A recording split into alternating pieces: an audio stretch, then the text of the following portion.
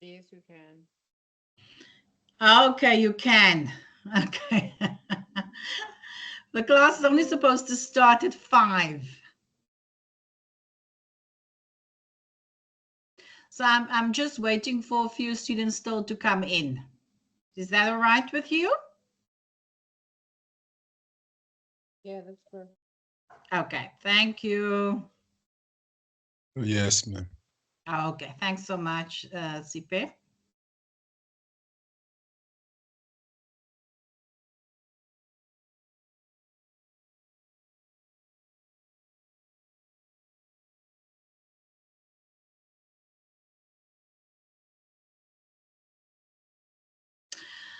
Okay, students, I think it's now 16:59. I'll just wait for another minute till it's 5 o'clock and then we can start.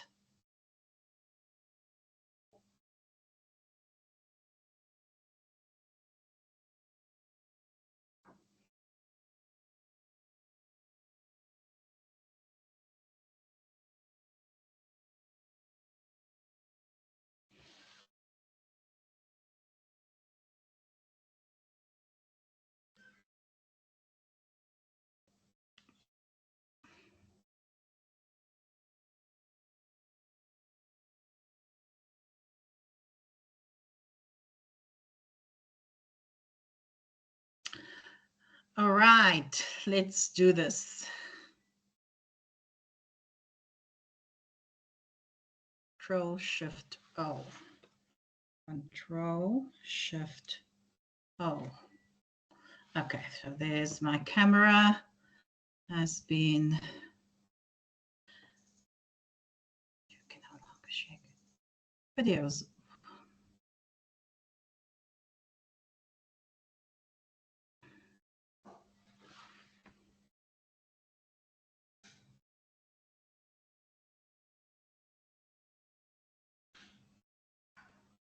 Hi, students.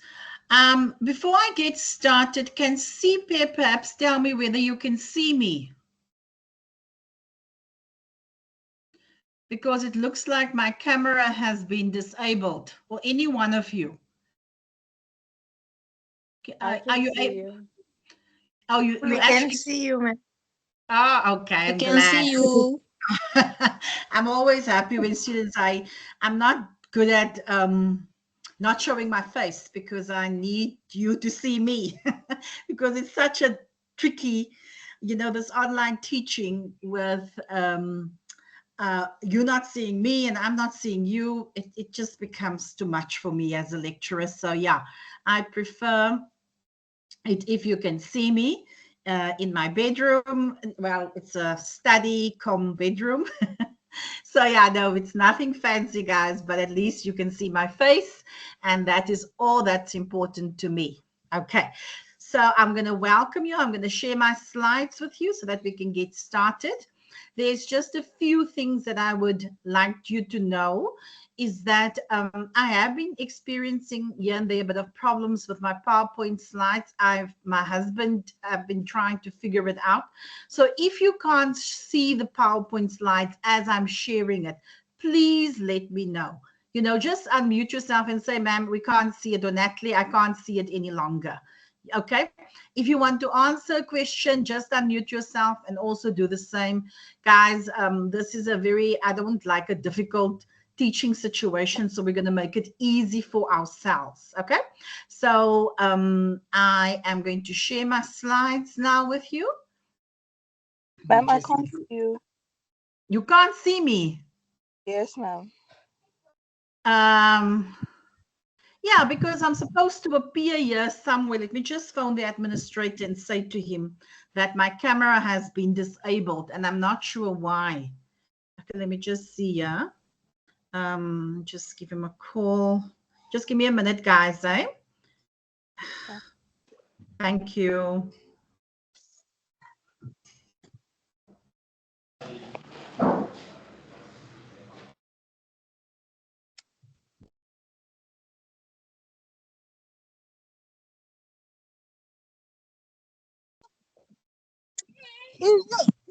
Yeah, agora. Agora. Yeah.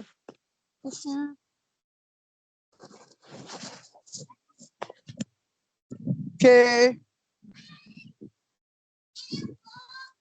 Students, please take note that you must be on mute. I do not want to hear any voices at the back or noise. If you don't know how to mute yourself, please ask somebody because it's extremely disruptive for the other students in the classroom. So please, if you have to ask me a question, you can unmute yourselves. But for the most part, Natalie, yes. your camera is activated. But this, I've asked, you know, they say here, it's students, can you scan, because normally I can see myself a little bit when I'm with the students. Now I can see you. Oh, okay, I so you can, yeah? It's just the initial and the yellow thingy. Hmm. It But just you shows can, that, no, ma'am, I can't see. It just shows your initials. oh, you can't see me. Okay. Yeah, that's what they're saying. They can't see me. And I said, If they can't see you, then perhaps students should exit and join again. But I just okay. joined now. I can see you perfectly with your. I think you're wearing a white and orange or something like that, white and red. Yes, yes, yes. It's a very See? bright top. Okay, thanks so much, everyone. Eh? Okay, guys. Apparently, I'm seeing Goliath. Can you see me? Because I'm also can't hear anything. I'm also can't Ma'am, hear. I can see you. Okay. I can see you, ma'am. Oh, thank you, my sweetheart. I appreciate it. Look here, students. Most of students can see me. If you have a problem, go out of the Teams meeting and then come in again. Okay, I think that's If you gonna be can't see yourself, maybe you must also then just rejoin, leave and rejoin. Because okay. maybe. Okay. Okay, I will do that. I think that will be the best for now. Okay, perfect. Thanks, everyone.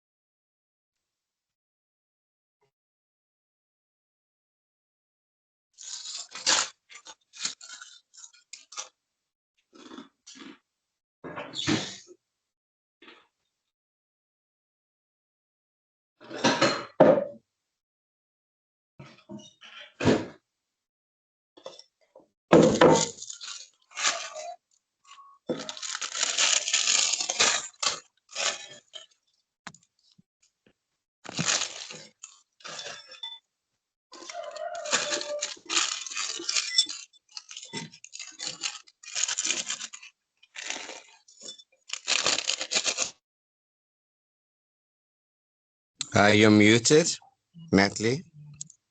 Sorry, I muted and unmuted myself and my camera is on. So yes, I think we can start now, students. Thank you, everyone. Appreciate it.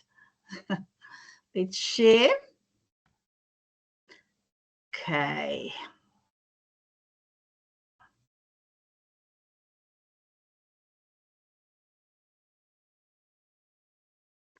Okay, so I am going to do it this way because sometimes I've noticed that sometimes the slides get confusing.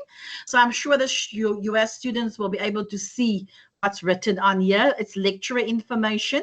Can someone just confirm that for me? Lecture information. Okay, perfect. Yes, So guys, I can see, ma'am. okay, thank you so much, my dear. I'm gonna go in and out of because when I go into the slideshow, sometimes the slides disappear. So I'm talking, I can see the slides, but you can't see it. So if it happens, just let me know, please. One of you unmute yourselves and let me know, and then I'll go back to out of slideshow because I have to go out of slideshow certain times when I start typing and doing stuff on the computer. But for now, I'm going to do slideshow. And then, yes, I'm going to introduce myself. So my name is Natalie Lottering. I will be your academic literacy lecturer for this year. So you are ENG1504 students. And yes, what is academic literacy? Essentially, it's not really the content that you are doing in the classroom. What I focus on is more additional support that you might need. So the content is taught by my UNISA book. I believe you have tutors that's also doing their share. But what I will be lecturing is additional skills that you might need in the workplace one day, that you might need during your studies now. And so this is more of a support, an additional support lectures that I will be doing once a week at least for the next month, 2 months, month and a half to 2 months. And then, yeah, so that really is where I come in. And I think students need to appreciate these support programs because firstly, it's for free. As you can see my face. So I'm smiling currently. I can't even see myself because I've got the slideshow in front of me. But yeah, that is where we are looking at. So some of the stuff that the work that I will be sharing with you will be sometimes you can apply it to your studies, but you will also be able to apply it to the workplace, because I know that as much as I've students that are working, there are also students that still studying full time. So we're trying to almost like close that gap in terms of giving additional support so that students can feel comfortable when they go back to the work environment, when they enter the work environment one day, or during their studies now. So I hope that clears it up for you. So what will I be lecturing for 2025? I will be focusing on, firstly, language acquisition and communication theory. That is what I'm going to do with you tonight. And also, students, before I forget, if you've been in my lectures before, because this next 2 weeks I'm going to do the same thing for all my ENG classes. So if you've been here before, you can leave or you can stay. It doesn't matter, but I'm just saying to you, I have to do communication theory with my students this week, and then barriers to communication next week. Okay, so we're going to start off with language acquisition and communication theory. So we will talk about that really now. Next, I'm going to look at barriers to communication. So that would be, the first part is actually the ideal of communication, where you will hear the words where I will constantly say to you, but the ideal is that I want positive feedback from my audience, But then also next week, I'm going to look at the reality of life is that there are breakdowns in communication. There are barriers to communication, and how are we going to deal with that? Okay, then I must actually take out this language acquisition there, but you know that we're going to do that. Then I am going to do a little bit of verbal and nonverbal communication with you also. That's going to be very important for your journey to identify things. Then I'm going to do reading skills and a bit of note taking.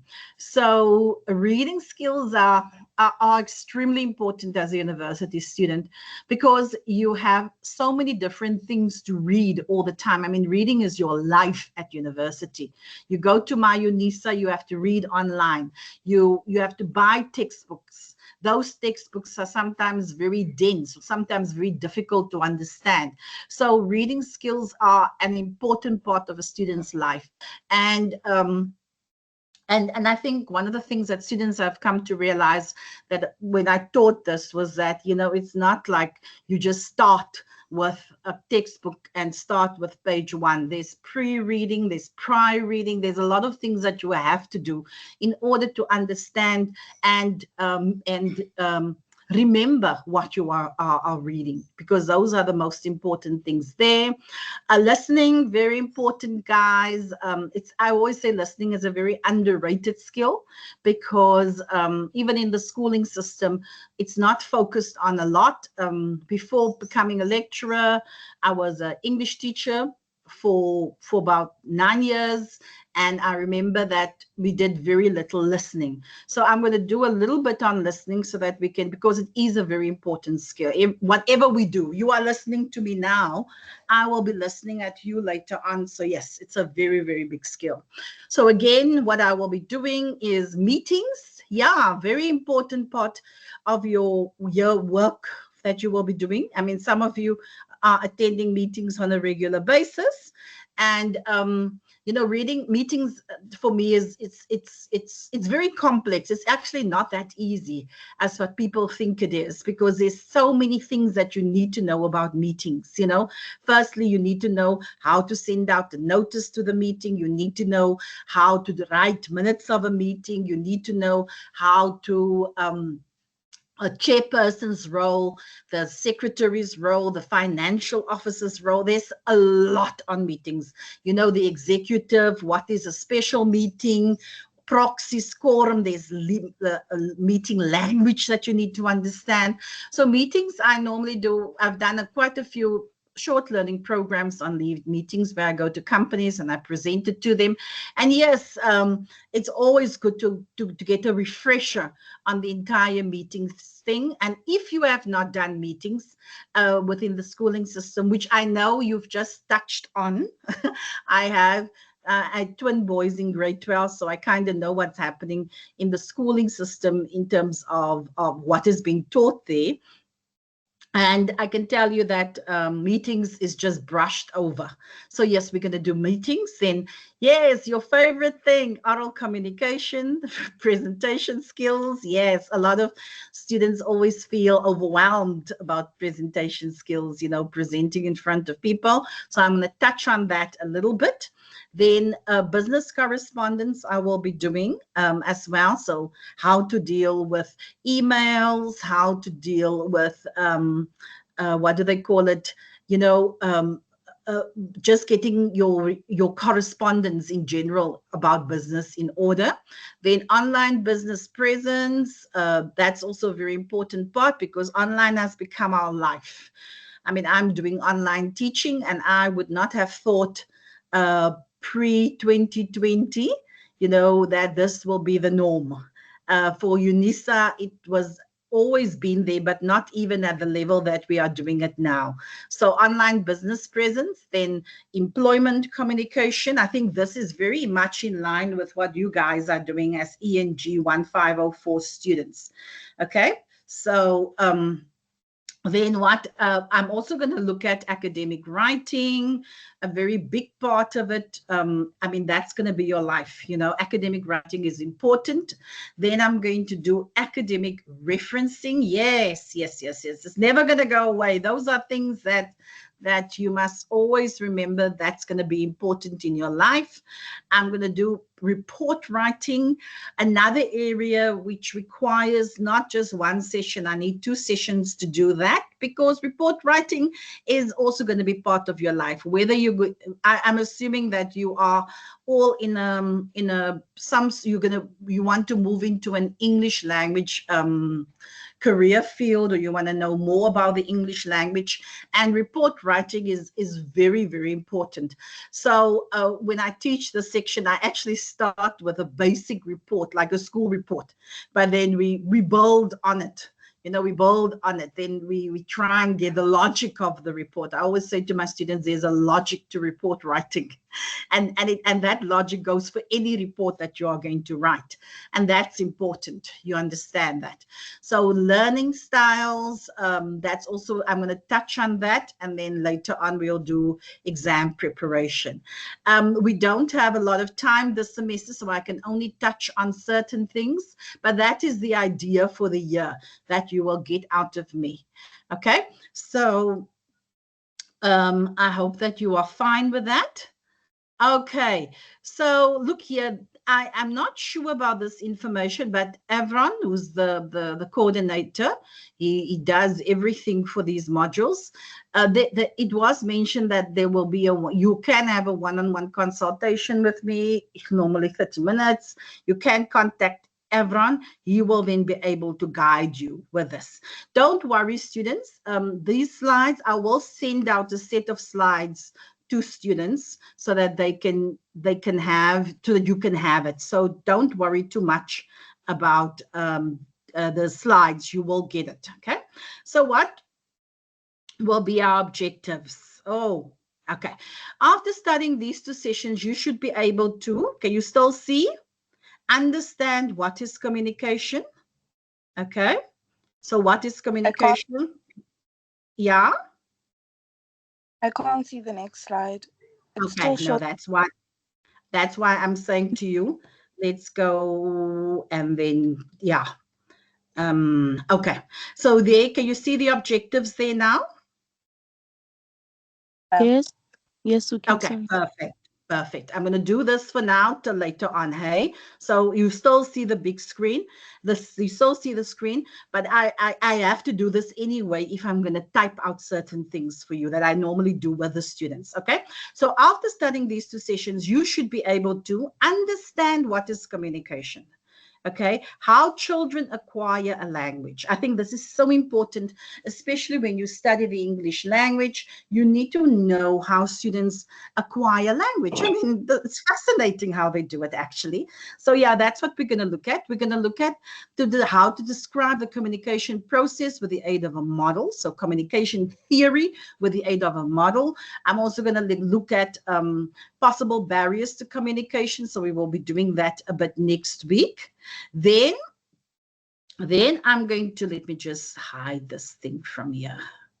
Okay, identify different communication purposes. So there are different communication purposes, and there's only 3, guys. In life, there's only 3 purposes when we communicate: to give facts, to give opinions, and the maintenance of goodwill. So we're going to discuss that again. There's not really many communication purposes, to be very honest with you. It's about facts, it's about opinions, and it is about the creation of goodwill, maintenance of goodwill. Next, you have to understand how verbal and nonverbal symbols are used to create meaning. Then I'm going to add the communication purposes. I'm going to add there, guys, medium. Sorry, I think I added in the other one, but not in this one. We're going to look at mediums. So it's verbal code mediums. We're going to look at message, and then we're going to look at feedback. Okay. Okay, so those are the things that we're going to focus on. Then we're going to look at explain the relationship between verbal and nonverbal codes again. Then understand how nonverbal symbols are used to create meaning. That's very important.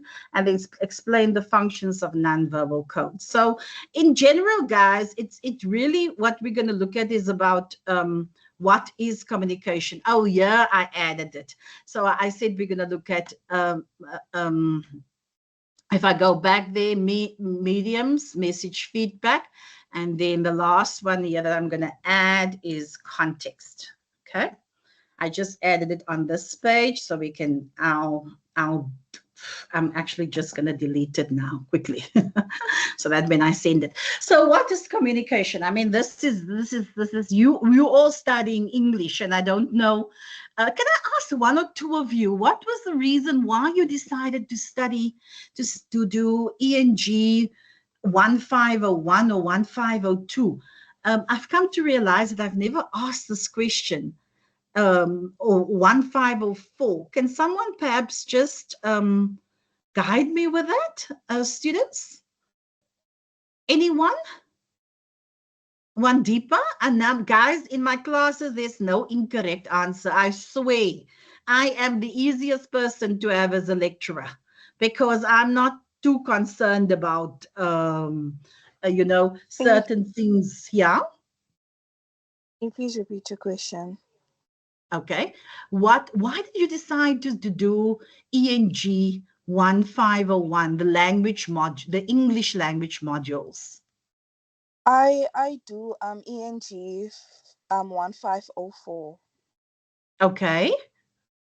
Okay. So, and why did you register for it? It was part of the module since I chose diploma of law. So it was part of the modules that I had to choose. What law are you doing? Diploma of law. Oh, okay. Okay. So this is just a module that to add on to it.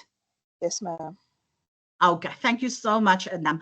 Yes, I find it sometimes difficult because I don't see you. I can't ask you like quickly in the passage now, why are you doing this? Because there's no face-to-face communication. But anybody else that wants to mention this to me? Why they've registered specifically for the module? Ah, thank you, Macho Wandile. You can answer. Where are you? You've raised your hands.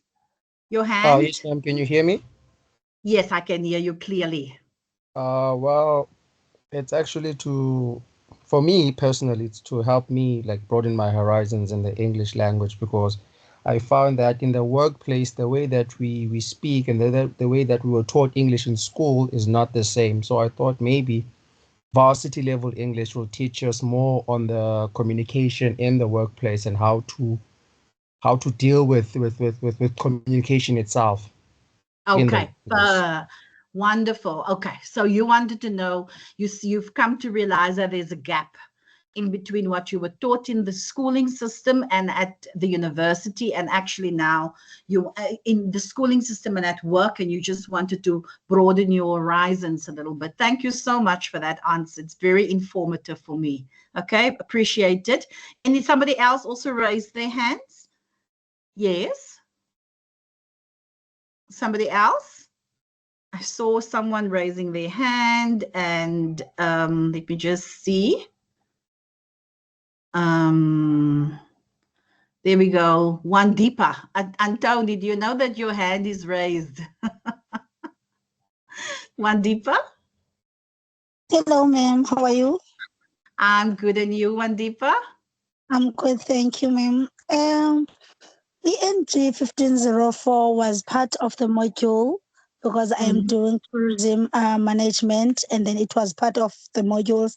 But now that I am doing it, I realized that I need more like learning in English, like how to write letters, how to write reports, because I didn't know how to write all those things. But now that I am learning it in ENG1504, now I am getting or I am gaining experience. Thank you, Okay. ma'am.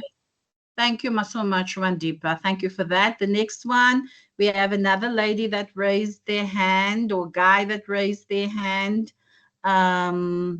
Yeah, maybe your device has Sile was the one guiding me. I'm reading the meeting chats. Thank you, Fasile, for telling me I must go. Zanele? Zanele? You raised your Hello, hand. ma'am. Hello, ma'am. How are you? I'm doing good, thank you. How are you? I'm well, my dear.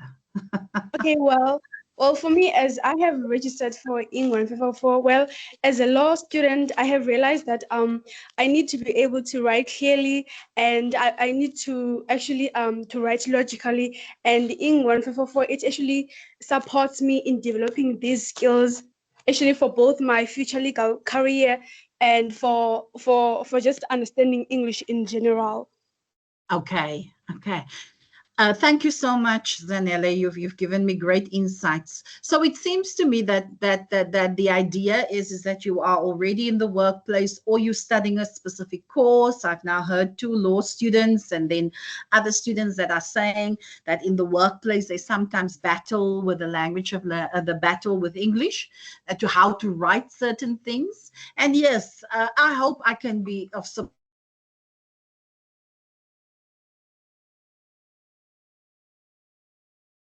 My instruction was given that I must be the language, what do they call it? I'm the contractor for what is it, language development almost. So I'm not sure how of what help I can be, but we'll try and do as much as we can so that you can just get a broader knowledge when it comes to the English language and the expectations from the English language. We will do some writing sessions as well here and there.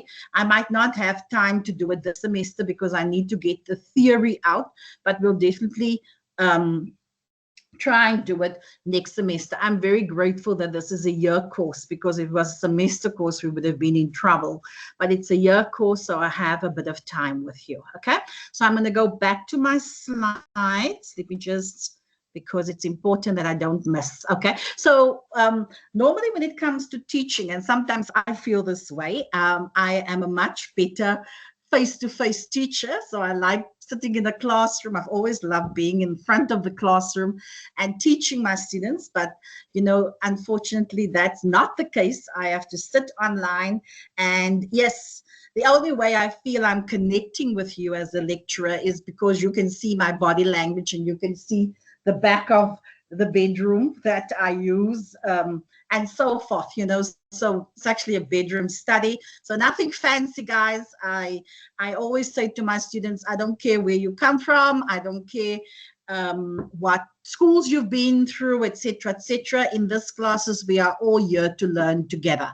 And there is no incorrect answer that I'm going to chastise you on. But why did you say that? That was so stupid. No, that's not in my nature. My nature is that if you have made an attempt to answer a question, I'm very grateful. You understand that.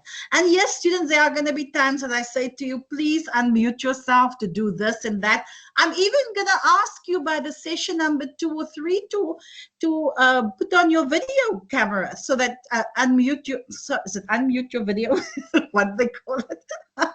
Yes, your video, so that I can see faces. You know, I'm curious sometimes to see faces. And I've done this in the past where I've told students, please, can I see you quickly, like just for a second or a minute or so. So, and I've seen students studying, sitting in their beds, you know, doing this module, and then they look so cozy, and I would say to them, you know, you look comfortable, and that's all that's important to me. So yeah, just a few things that you must take note of. So so the year we have me, you know, with this is what sometimes can happen with communication, and please, I know this happens, is that what you think they're thinking. So I'm the lecturer, and I'm thinking, wow, my students get it. You know, now they know that I'm the academic literacy lecturer, and I'm thinking to myself, and the second student is saying, this is so cool, this is like fabulous, you know, and then the third student would be saying, can't wait to get started. And some of the fourth student might be saying, I'm learning so much. Wow, yeah, that maybe you're feeling that way today. But sometimes this is what students are actually thinking, you know. Was there chips in the canteen today? The second one, was homework due today? Third one, someone just texted me. And the fourth one, is he growing a mustache? So yes, you know, communicate. Sometimes we can get lost with communication, especially with these types of classes. But as I've said, the idea is as a support group and so forth, you know, to help you. So whoever's doing most of the talking, so I'm doing the most. Then the cartoon says, yeah, I wonder if my teacher or lecturer gets tired of saying wah, wah, wah all day.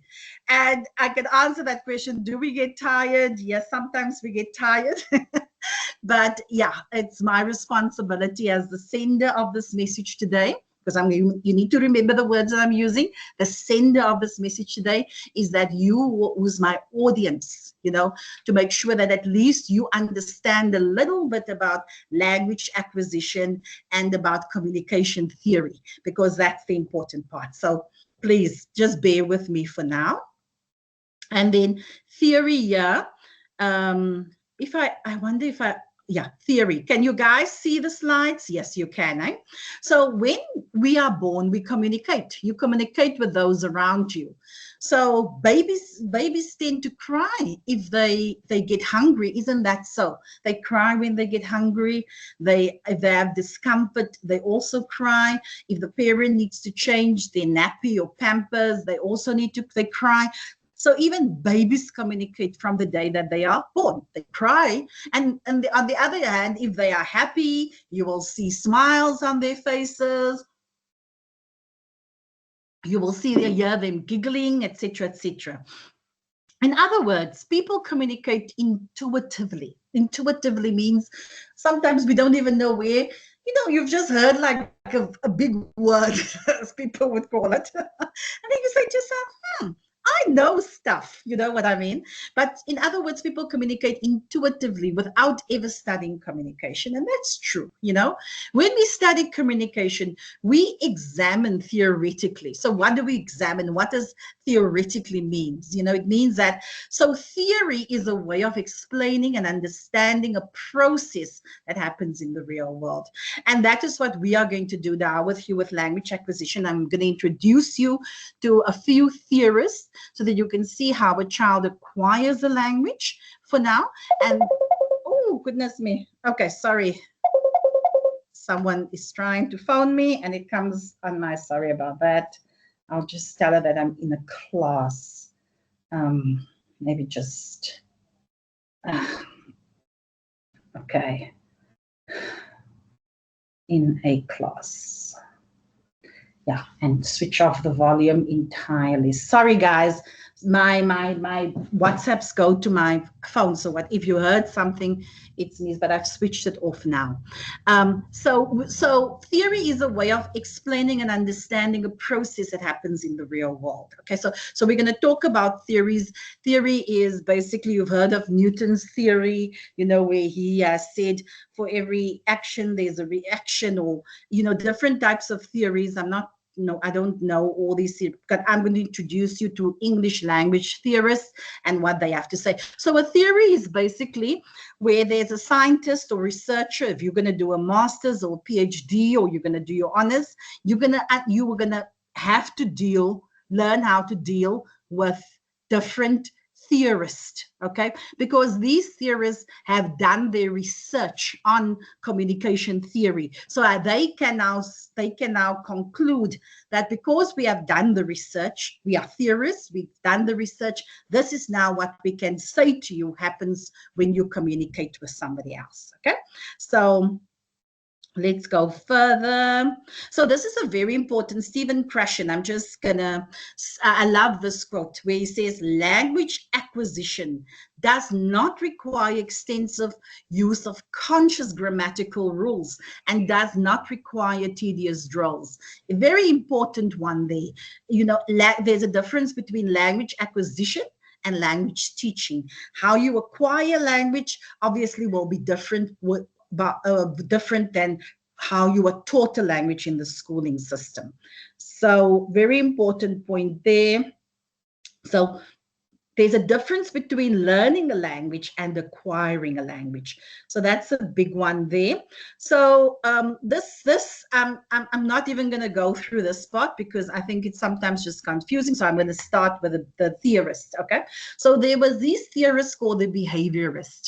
So please, again, theorist is important. If you've heard the word before, then you will know that is the way it works. Oh my goodness.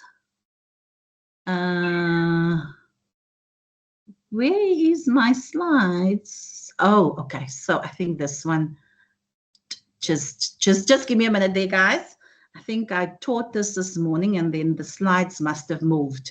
Okay, but that's fine. Yes. So behaviorists are basically people that says, so I'm starting with the behaviorists. The behaviorists are people that says that how a child acquires a language. This is what they believed in, hey? And Brooks, 1960, and Lardo, 1960 to 64, they were the big behaviorists. And they said the way a child acquires a language is, they normally copy what the parent says. So they imitate, they copy what the parent says. And then if the parent says, you are pretty, for example, you are pretty girl, and then the child will practice and says, I am because you want exactly. Natalie is the lecturer. Natalie is a lecturer. So that is what the parent will say. The child will then copy what the parent says, and the child will repeat what the parent says. Natalie is a lecturer, okay? Then there's going to be, the parent will then positive praise this child. The praise will say, oh, wonderful. You know how that Natalie is a lecturer. And and so the behaviorist says that because this become then the child will then repeat what is being said, and then that will become habit formation. So the behaviorist said this is how language is acquired when a child grows up. Let's say the child is 2 to 5 years old, because that's normally the period where language gets acquired. Okay. So the child will imitate. So the parent will say, Natalie is a teacher. And then the child will repeat, Natalie is a teacher. Then the parent will praise the child and say, oh, wonderful, you've done so well. And then the child will repeat this over and over again. So what they are saying is that the way a child acquires a language is by copying what the parent says. It's by repeating what the parent says. It's by praising. The parent will praise the child, and we will repeat this. Okay, and this was the belief system of how language acquisition actually works. This is how a child acquires a language. And then the behaviorist then says the way that a child acquires it is by emphasizing mimicry. So mimicry would be, when you mimic what the parent says, and then the child will memorize what the parent says, and then you will, and so forth. So again, there's that copying that happens.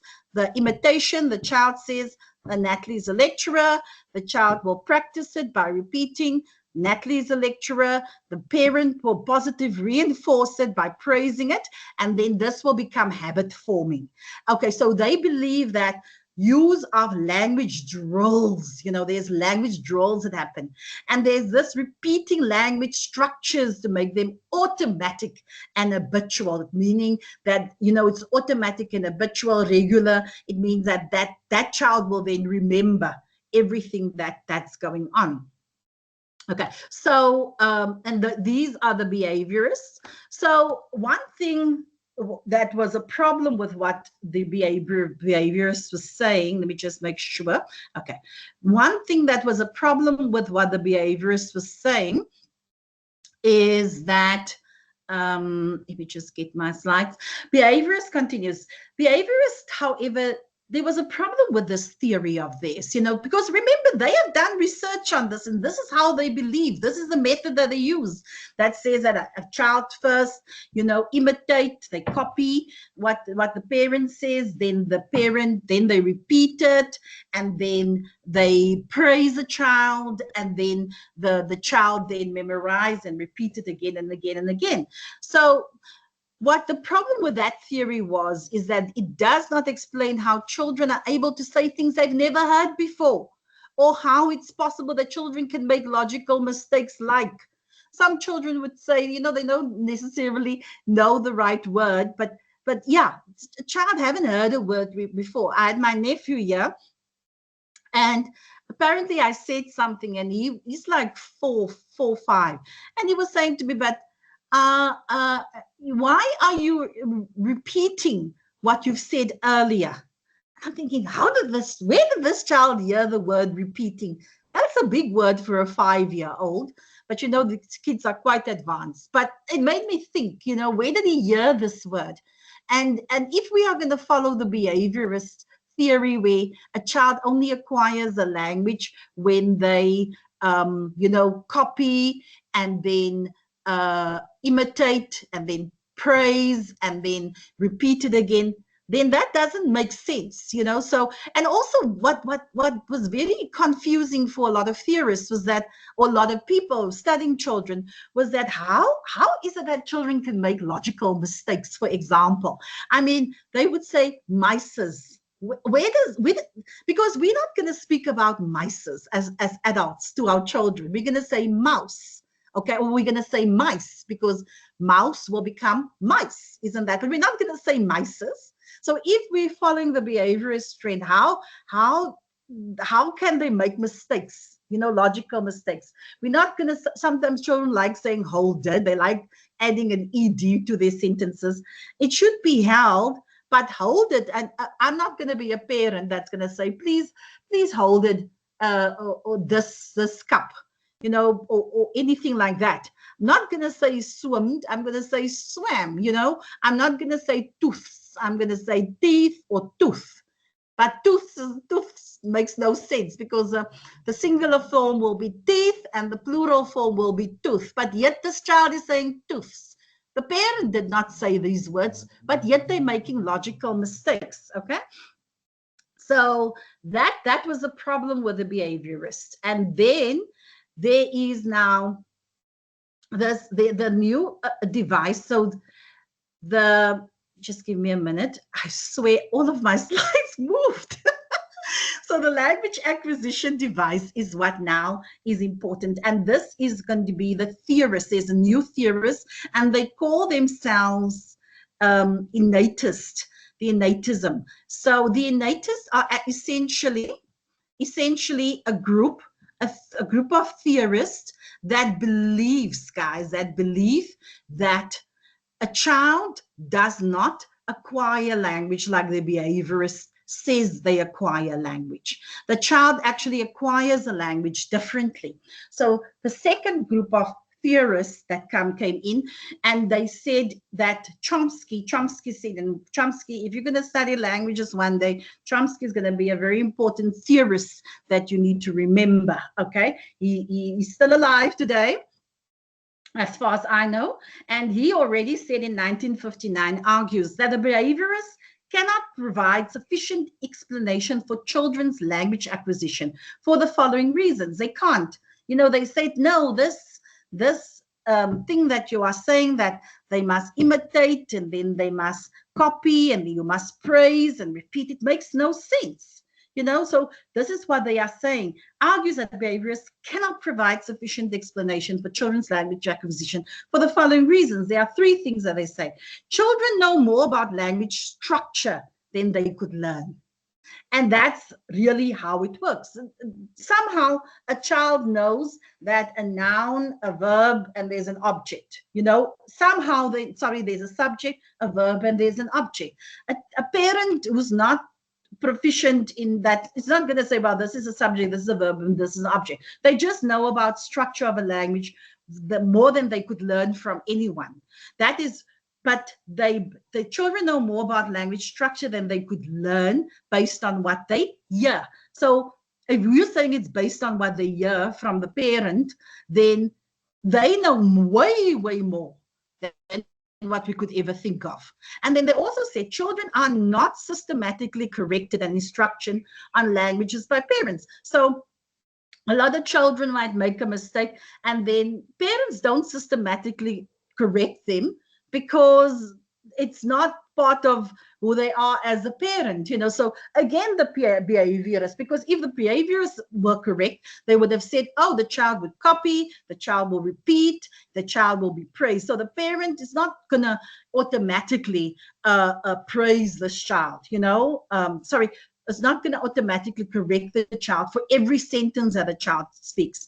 Another thing that the innatist says, because remember the first theory is the behaviorist and the second theorist would be your innatism.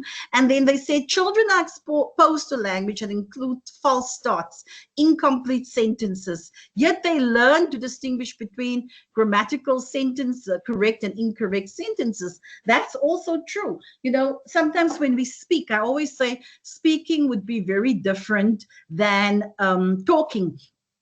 And I did this example with one of my classes that I had earlier. And I said to them, this is what happens when we talk. In fact, I did it with them.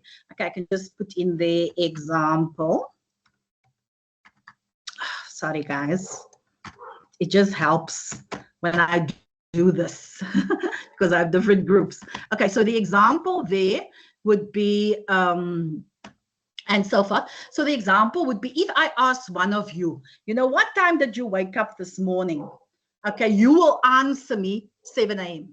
You know, you're just going to give me a basic answer because the spoken text is very short and to the point, isn't that so? Why is the spoken text shorter? Because I normally are able to see you. You know, I can hear all those little context things that comes with a spoken text. So I don't have to say much. So what time did you wake up this morning? And you might answer and you would say 7 a.m. And then I would say, what time is the EGC 1504 class? now you would say to me, your answer would be 7 o'clock till 9 o'clock. Okay, so it's the same thing. What time will you go to bed tonight? And you might say 10 a.m. Is that clear? Now, you see, with children, this is the spoken text. It's only a few words. And this is what they are saying, you know. When we look at this one here, children are exposed to language that includes false starts, incomplete sentences. Yes, when people speak, they don't necessarily speak in incomplete sentences all the time, but yet they learn to distinguish between grammatically correct and incorrect sentences. So I just made an example with the other class to say to them, you know, when we speak, it's much easier to speak than to write, because when you write out that sentence, obviously you will have to say the following. So Mrs. Lottering wants to know what time I woke up this morning. Can you see how many more words are being used here, because I'm now writing it, eh? So Mrs. Lottering wanted to know what time I woke up this morning, and I responded that I woke up at 7 a.m. In addition, she also wanted to know when the ENG1504 class will be starting. And she said that it will start at 5 o'clock. She finally wanted to know what time I will go to bed tonight, and I responded that I will go to bed at 10 o'clock. So again, you know, it's almost like what the innatists are saying is that, you know, when a child can contextualize certain things, that means that a child is learning. So if we are going to follow the behaviorist theory, how do we explain the difference between speaking and writing, for example? But these are just examples that I'm giving you.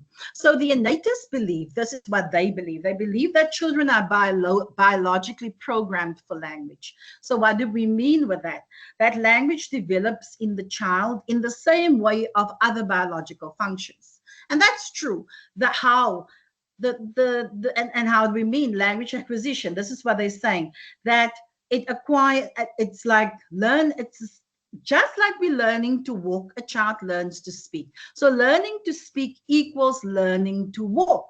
Language acquisition, learning to speak equals learning to walk. So how does a child start walking? The child gets born.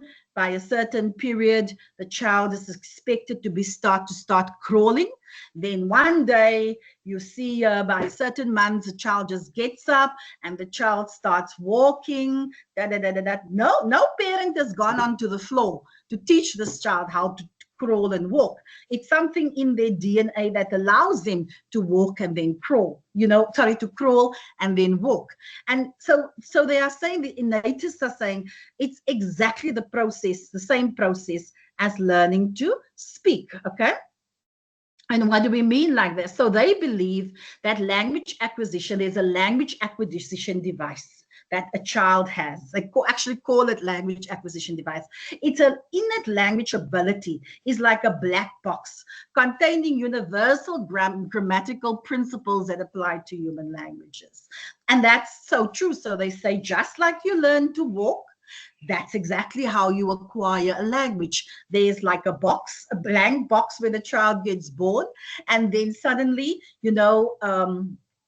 because we're now speaking, we know that the child cries and they smile and so forth, but when they start speaking, there's almost like there's these things that happen in their brains, unlike what the behaviorists are saying. Okay, so they say there's an innate language ability is like a black box containing universal grammatical principles. So sorry, students, that apply to human languages. Okay, so what do they mean with that? They say that language acquisition device is where so there's this language acquisition device in this child's head, this black box, okay? And because of that black box, a child then, by 3 months, a child will be cooing and gurgling, trying to speak, and then by 6 months, they will be babbling. By 12 months, they will be their first words that they will be saying, mama, dada, go, those types of things. Then by 18 months, this child actually will know 5 to 40 words. Where does that come from? You know, does it apply to what the behaviorists are saying? That that's impossible, that a child at 18 months can know 5 to 40 words. If they're saying that the child is copying and repeating and a positive praise and then memorize, that it doesn't make sense. Okay, so essentially you have to, so by 18 months a child will know 5 to 40 words. By 2 years a child will actually know 150 to 300 words. They will even be able to use 2 to 3 word sentences. Look here, this is not going to be perfect sentences. Remember what the doctor, what the native says earlier. Sometimes learners have when they speak, they have false starts. You know, by 3 years, they will know 900 to 1,000 words. They will be able even to ask short questions. By 4 years, they will know 2,000 words. So that's 5+ word sentences. And by 5 years, they will have identified letters. That's preschool, first grade 1, pre-primary, and then identify letters, creates longer sentences. So this is actually what the innatists are saying, that there's this big black box that just like a child learns how to walk, the child acquires a language, and they have done their research on it. They have theorists to prove. Chomsky is one of the theorists that believes in the system, and they said this is how a child acquires a language. Okay, so so that's important. Okay, so when we are going to look at your universal grammar, okay, then evidence to support innatism. So this is what virtually all children successfully learn their mother tongue at a time in their life when they would not be expected to learn something else so complicated. So it has to be biologically programmed, and that's exactly what the innatists are saying. I mean, you have witnessed this yourself. You have gone through it yourself. If a child grows up in a isiXhosa household, you know, the way that child can pick up the isiXhosa language is amazing. And even in an Afrikaans household, the same thing, because they hear the mother tongue, but they are also biologically programmed to actually acquire words, acquire sentences at certain ages. So that explains that for you. Okay, there are just things about universal grammar. And so the universal grammar is that black box that we were talking about, the language acquisition device. Eh? So the universal grammar is basically just that all of us, if we are born, it doesn't matter whether you are born into a Chinese household, a Russian household, an American household, a South African household, you all programmed to have this universal grammar that we developed, because it's because of what the language that we hear, the mother tongue language that we hear. You know what I mean? And that essentially is what allows us to learn this language. So the universal grammar may be present and available to second language learners, but its exact nature has been altered by prior acquisition of the first language. So I don't want you to, I just want you to understand this, né? Is that I'm more focused on the acquisition of a first language, because the first mother tongue language, that means the language that a child hears from day of birth, essentially around them. And so the second language, child's second language needs to be learned, because that doesn't come naturally. They need to go into the schooling system and they will learn a second language. Okay. And then let me go further. So now there's another group of theorists that says, well, yes, we love what the innatists are saying, but we also want to add something, okay?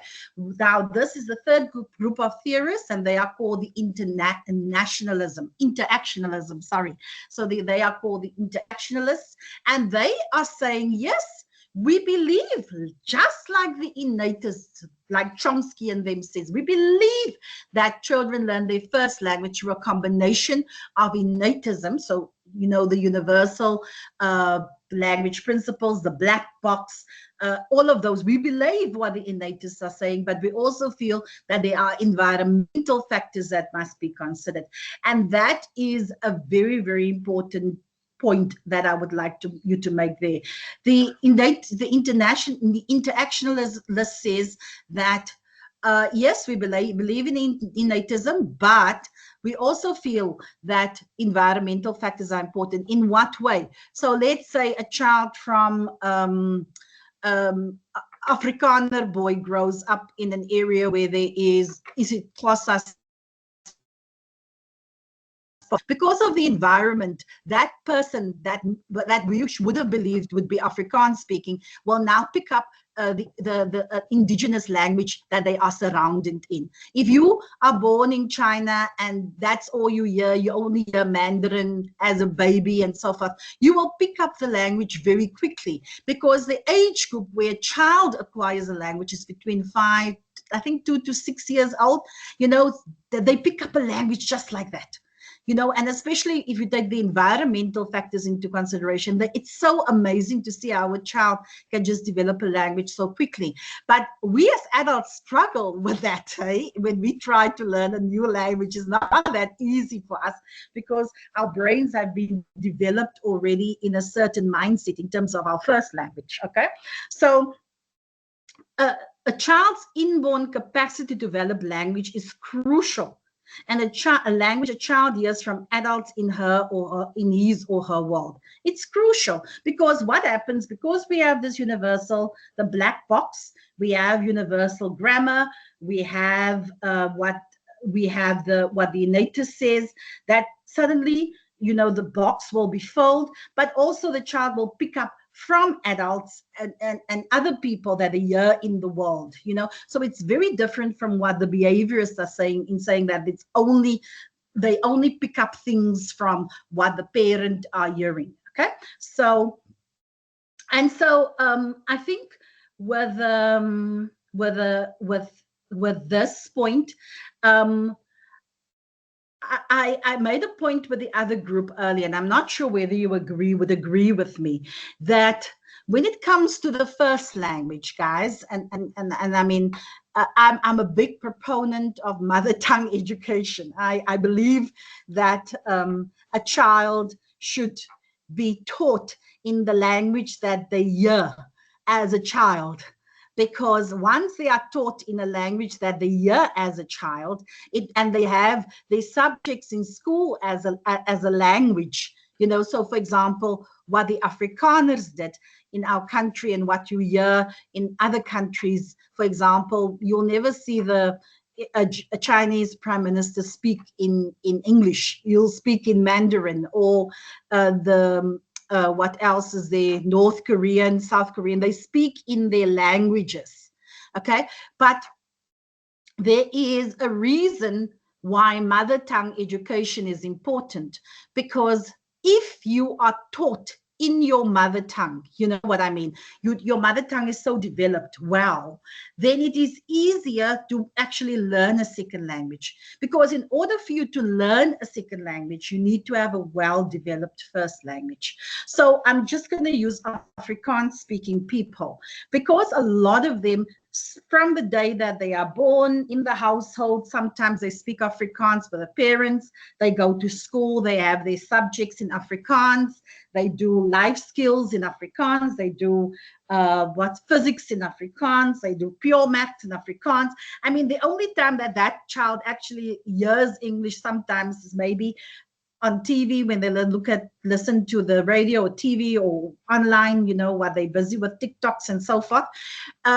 But the child virtually only listens. 90% of what the child does is in the mother tongue. And so because of that, and that language is then developed to a language that goes up to grade 12, and then, you know, there are now universities that continues with the Afrikaans language, for example. those students are actually better English speaking second language students, because the reason why that happens is because they have such a well-developed first language.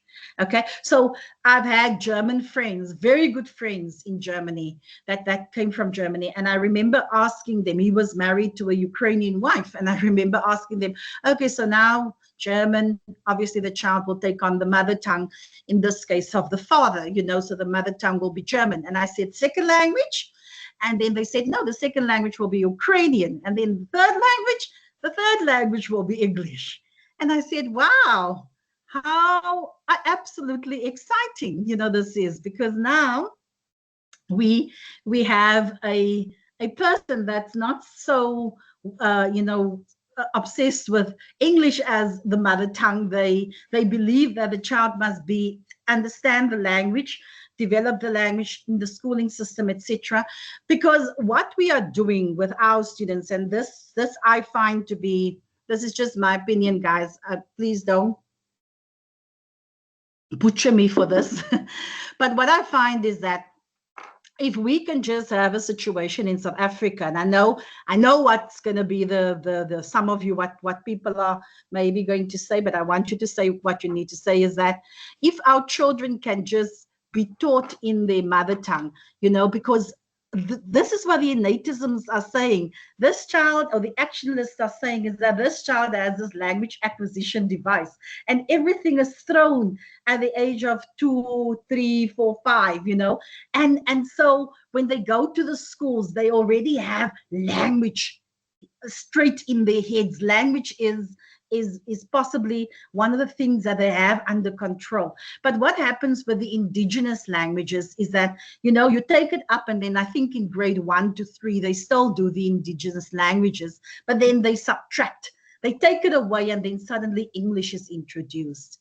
And that's sometimes a problem, because I find that because of that reason, you know, there's not a well-structured, a well-developed first language that the child has developed, so that when the child, because if that child does well within the isiXhosa language, or Zulu or Tswana, whatever languages, indigenous languages that we have in South Africa, it means that that child doesn't now have to grapple with the English language. They have the indigenous languages.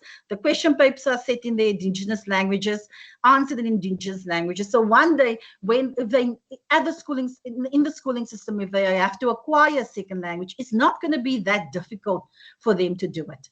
Now, I know I'm going to have 1 or 2 of you that's going to object to this, so I want to hear your opinions about it. Can you explain this to me? You can just unmute yourself. I've had other students that gave me very interesting comments on this. So students, this is your time to open up. What do you think about mother tongue education in South Africa? Oh, sorry, Mohammed. Okay, no, it's fine, Mohammed. You can leave and pray. Guys, what do you think about what I've just said? Do you believe in mother tongue education in South Africa, that we should have it? Anyone that wants to respond? And please, there's no wrong answers in terms of the say. There's no wrong answers in terms of that. Okay. So anyone would like to respond? Yes. Hola. Thank you. Okay, you can unmute yourself. Hello, ma'am. How are you? I'm good, and you? I'm fine. Ma'am, I think it's a very important lesson that you taught us today. Because if, for example, I'm a Xhosa person, I have to study further, maybe from grade R to other grades. The problem is I have to convert first. I have to convert the English first. I have to understand when I do translation from Xhosa to English first before I study the English. Yes. And then other people, they don't teach they don't translate for the children's what is this in course, what is this in English, what is this in other language. So that's why most of the children fails. Yes. And they struggle. Because if they are taught at school English, when they come back at home, they just give them the course every now and then. And then when they go back to school, they will struggle. Absolutely. And I think absolutely. if ever we can be taught in our language, we can develop the masters of everything. Yes. Thank you very much for your opinion about that. I know that there are other students that have opposing opinions, and you are more than welcome to share them as well. Yeah, it's an open market. We don't. Thank you, Cora. I appreciate that. Anybody else that has a different opinion about this, you can raise your hand. Let me just go through. Just see. Ntombela. Thank you so much. Kane Ntombela. That's what I see on the screen. You can unmute yourself. Hi, ma'am. Hi, my dear. Hi, ma'am. How can I get? Am I audible enough? Yes, you are audible enough. Just speak a little bit louder, if you don't mind. Okay. I hope you're well, but I do have an objection. Okay. I believe it is fine that we study in English, because as we study in English in our lower grade, like primary, high school, we develop our in English, making it easy for us to work with other people who speak different languages, as we have a common language that we all know, that we were taught in our workplaces and in tertiary education. So I think we should stick with learning in one common language. Okay. Thank you so much, Ntombela. I don't know what's your name, so I'm just saying whatever I see on the screen. Anyone else? So she's saying it's better to learn through the English language. It's a common language and so forth. Anybody else that wants to view their viewpoint? Zanele. Hello again, ma'am. Hi, my dear. Okay, well, actually, this was a very interesting lesson, and I learned a lot. Well, actually, in my opinion, like about kids, about like how they acquire like language. Actually, for me, I'm closer, so I'm speaking from what I've realized, I've observed. I've like noticed that like actually kids like they actually learn language like if they grow up like around like people around like a big group of family, like where there are kids, there are grandmothers, mothers, sisters. So they actually like learn language just by hearing like different people talking and speaking. They learn those little words, and then and on this other specific day you hear them saying a word, you're like, oh, how did you know that? And you're like, okay, fine. So they listen like while you are talking, while you're doing things. Maybe when you're talking to someone else, they just observe, they just listen. And then on a random day, you just hear them like saying that word. You're like, oh, you know what? How do you know that? You know, even if sometimes they just say a word, like they don't even know what that word means, but they say it. You're like, how do you know that? What's that word? What does it mean? You know? So yes. Actually, it's like that for me. Like how I've observed children, like how actually they acquire. How do they actually get to know some other words? Absolutely. And that's because of the language acquisition device. Yeah, you can continue. Yes. And actually, I feel like actually it's very important, like for children to be taught English in earlier grades, because most kids like they be taught like Xhosa in like maybe in their earlier grades, and when they go to primary, that's when that's the first part when they are like taught English, and some of them they struggle a lot because it's not their mother tongue, so they just struggle to learn English, and which like affects them when they are moving on. They should like, and I feel like if maybe they have like someone like they stay with who can teach them like just new words of English, and for them to know what it means, that kind of helps. Yes, absolutely. Thank you so much for giving me your feedback. I appreciate it. Yes, thank you so much. you know, when we're looking at the language acquisition device, I remember I said to you that between the ages of 2 and 6 or so, a child acquires a language and so forth. And that's normally what they hear in the community. You know what I mean? And that's a language that they are well equipped in. They move with that language. And my opinion has always been, guys, that if we could develop if we could develop Afrikaans up until a language of grade 12, you know, they found the words in South Africa. Why is it that we can't do that for our own mother tongue education? Because as Paula has said earlier, the problem with the schooling system is that they confusing these children. You know what I mean? They're confusing the children because now the children hears, for example, Xhosa at home, then they go to the school and then they hear maybe a little bit of Xhosa, and then the Xhosa gets taken away in grade 3, and then they start with English. You have actually destroyed, you know, the ability for that child to read now in isiXhosa and in English, because sometimes it's again too late for that child to develop a mother tongue.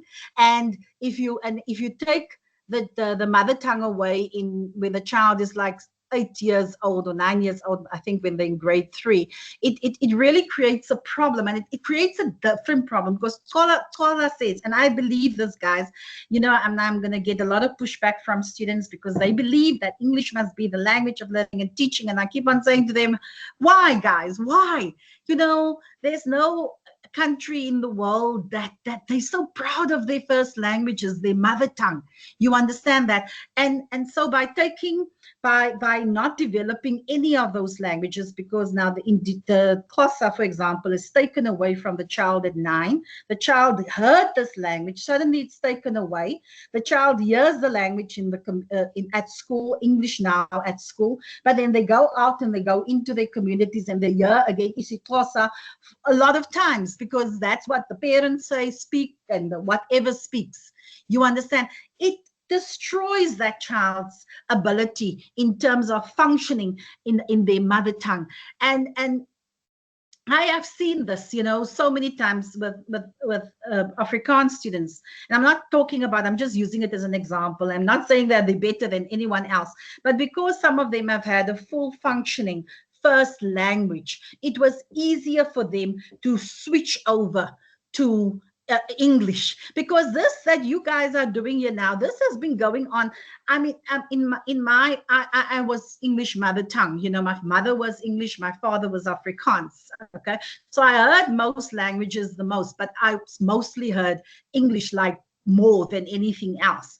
And I remember I have so many friends that were Afrikaans speaking, and they would all be Afrikaans speaking. You know, they went to Afrikaans schools because those years it was Afrikaans was very prominent. And what happened was those students would then go to universities, and then at the university the language would change over to English. You understand that? But those students still did okay because the Afrikaans was so well developed that it was easier to switch to English. Why are we not saying that English should become the second language? Why are we not saying that isiXhosa should be developed and let's have English as the second language that you now will be able to do well in because you have a well-developed first language? That is what research says. You understand that? And I'm not using, I just like to debate stuff sometimes with my students, you know, just to get their opinions about things. But yeah, why are we not then allowing these students to carry on with the language, you know, the language that their mother tongue, the language that they hear? Because let's get real. Let's get real. Those children, even if they go to English speaking schools, you know, schools, they still speak their mother tongue when they're around in groups. They still speak their mother tongue when they go to meet Gogo or whatever. You get what I'm talking about there. So it's just something to think about, guys. I always find this to be a very interesting debate. Goliath, you may unmute yourself.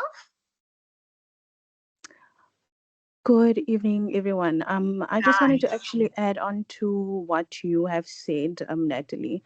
with regards to the, the change of the languages and so forth in terms of your setting. I think what our schooling system is also not understanding is that with you speaking your mother tongue, it creates a sense of community. You can relate, you understand each other, a bond, right? So now when as you grow older, I can also speak from my personal experience. I come from an Afrikaans speaking house, but went to an English school. So I got to university my first year because I was studying journalism before. So I was quite insecure in having to speak in front of people, because now it's like this major change happening from, coming from a household where I'm continuously speaking Afrikaans, and now I'm in the environment that demands me to speak English all the time. So it's that confidence also that kind of gets affected. Like imagine having a 2-year-old feeling lesser because now they're not as fluent in English compared to another child that is exposed to English more at home, So I just want to add on to that. Absolutely, absolutely. And you know what, students, I'm glad we're having this debate. I always say, and I mean, Kola, I will come back to you because you made such a good point. You first have to translate. You know what I mean? And then you have to now figure out, okay, what is this going on? Because you know what, students, research has shown, and I'm actually doing it with your class because you are the students that's more in the professions, different career fields. A student, in order for a student to develop a language well, they have two differences. I'm going to do it maybe later on with you, but I'm going to mention it today. It's something that they call BICS and CALP, okay? So BICS is what they call basic interpersonal communication skills. It's very, very basic. If I go to my slides again, I can show you what I mean with that. I can open a new slide. Okay, I must not, because the slides are driving me insane. Okay, let me do this rather. Okay, and take this out and take this out. There's a reason why I'm doing this. Okay, so it's what they call it BICS and they call it CALP. Okay, and then CALP. So what BICS is your basic interpersonal communication. Don't worry, I'll fix that. Skills, okay? And CALP is what they call cognitive language. It's cognitive academic language proficiency skills. Okay, just skills. So if I go to BICS and CALP, for example, hey, for a child to be, because ideally we want CALP, we want cognitive academic language skills. Is that clear? This is what is this guy's name? I wasn't going to do this with you today. What is his name? The theorist. Oh my goodness. Okay, but I'll find it for you again. Sorry, guys. It just left my mind. But there's a theorist that have developed this basic interpersonal communication skills. So what they are saying is that when we just speak to each other normally, you'll find, I mean, I would meet a lot of people that speak indigenous languages and they speak well. But what happens is that they have, because the first language has been taken away almost. What they then develop is what they call basic interpersonal communication skills.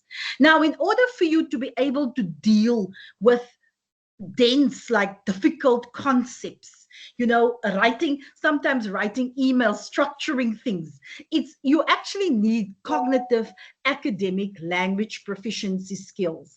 Okay, so what do we mean with that? It means that you must be so proficient in a first language, a well-developed first language. You understand that in order for you to deal with the cognitive reality of mathematics, of physics, of whatever. I mean, a lot of guys, people say to me, but ma'am, you know how our languages cannot be developed. We don't have words. I say that's absolute nonsense. If people can develop, other languages have developed, there's words for every word. You know, what we need is that our history of, you know, of our country has actually made it easier for one language to be developed and not the others. But we can still do that if we really want. Cummins, sorry, I found the name. It's Cummins, the surname. Cummins, I'll speak to you about it again. I was thinking, what's the theorist's name?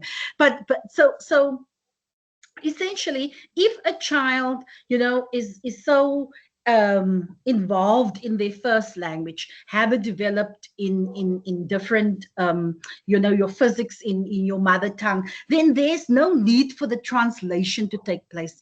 Can you imagine how unfair it is, guys, that a child who grows up in an English household, or even another let's say even an Afrikaans household, sometimes, you know, even Afrikaans is becoming more confusing now because they speak Afrikaans at home and then they speak English at school, and that also creates its own conundrums, you know.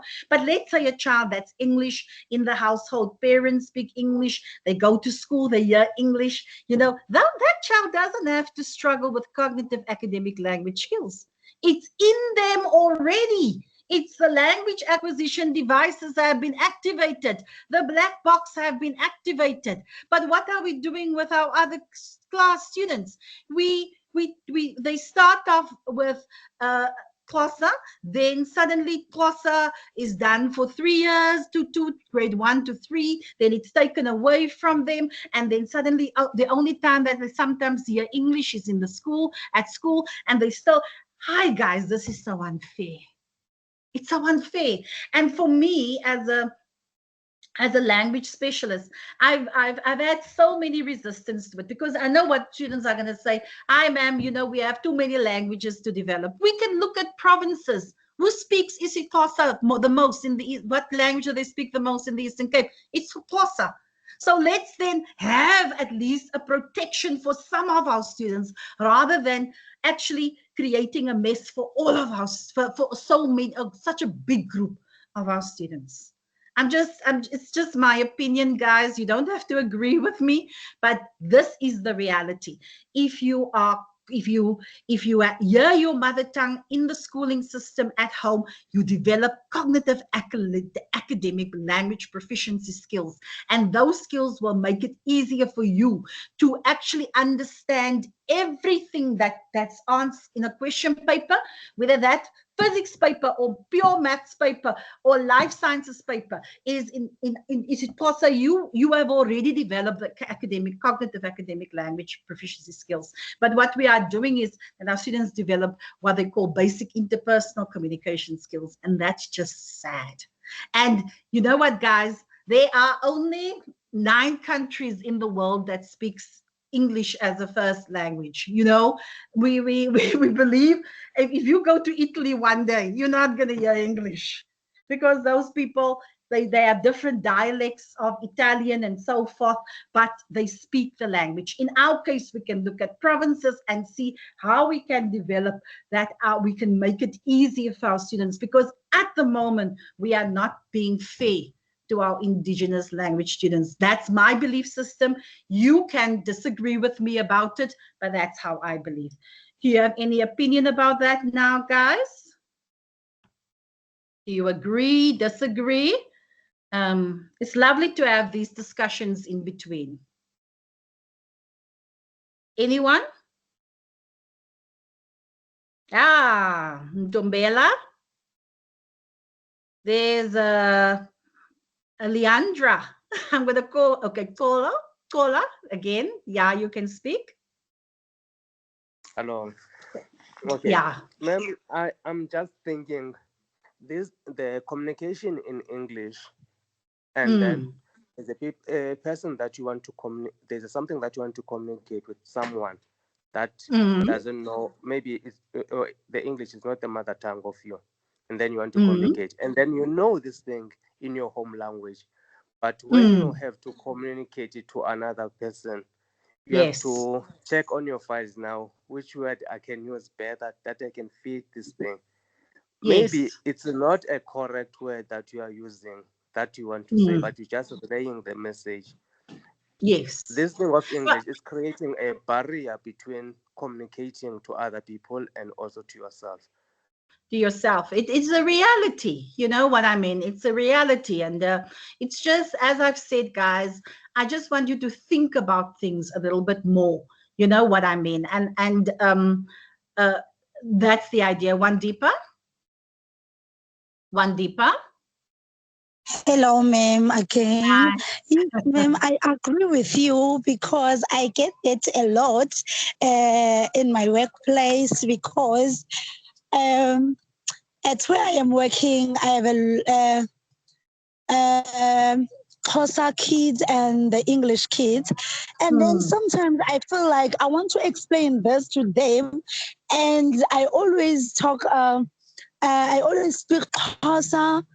And then I feel like, okay, they will understand. But if I can tell you now, all the white kids, they do understand Xhosa here and there because sometimes I am trying like to make them understand that it's not like every time we want to speak English. For instance, when I am sitting with the Xhosa kids, they always like to speak Xhosa because they said at school they are speaking English a lot.